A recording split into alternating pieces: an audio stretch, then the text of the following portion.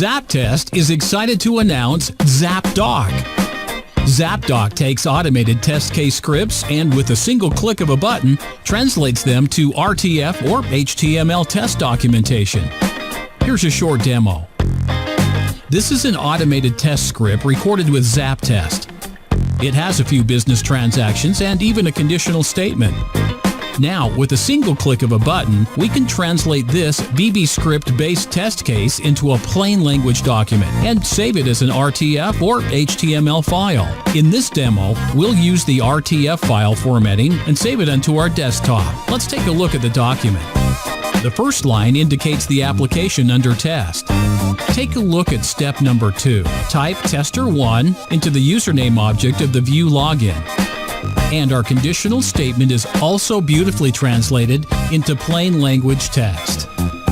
So make sure to head to our portal and try ZAP-Doc today.